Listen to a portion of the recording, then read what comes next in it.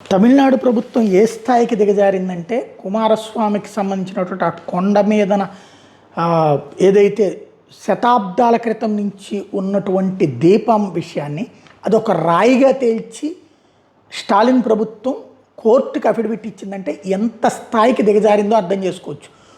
అంటే భారతదేశంలో హిందువుల పరిస్థితికి సజీవ సాక్ష్యం ఇది.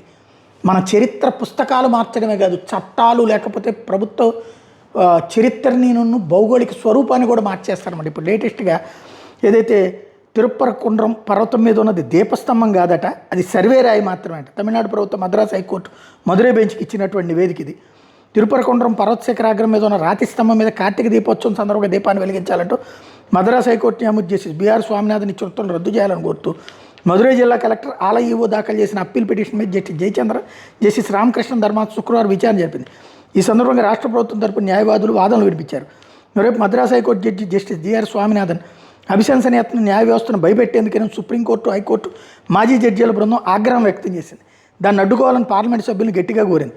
తమ రాజకీయాలు లేదా భావజాలాలకు అనుగుణంగా లేని జడ్జీలను అభిశంసనతో బెదిరించాలని చూస్తున్నారని 56 మంది మాజీ జడ్జీల బృందం తమ సంయుక్త ప్రకటనలో మండిపడింది. అది ఒక ఎత్తు.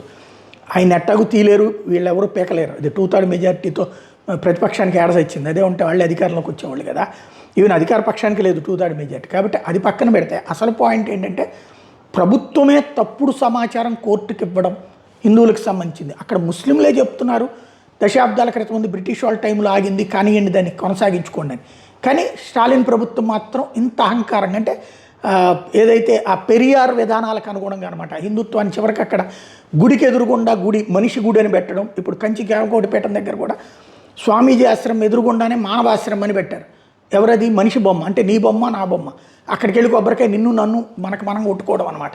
అలాంటిది ఆనాడు పెరియార్ తీసుకొచ్చింది. ఆ సిద్ధాంతాన్ని ఇప్పటికీ వీళ్ళు అమలు చేస్తున్నారు, హిందుత్వాన్ని ద్వేషిస్తున్నారు అనడానికి సాక్షి. ఓకే, వీళ్ళు సర్వమత సమానం కాదు, అసలు ఏ మతం ఉండకూడదు అనుకున్నారు. మరి ముస్లింలకి క్రైస్తవులకి ఎందుకు ప్రత్యేక ప్రయారిటీ ఇస్తున్నారంటే అదే సమాధానం చెప్పేవాడు ఉండడం.